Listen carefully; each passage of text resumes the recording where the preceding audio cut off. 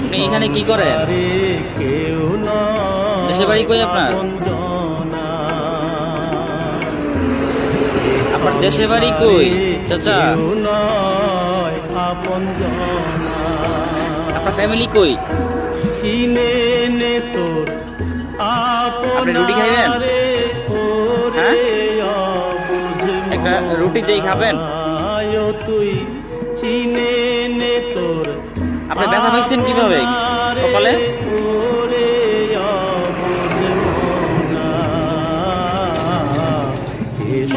কিভাবে পাইছেন ব্যথা?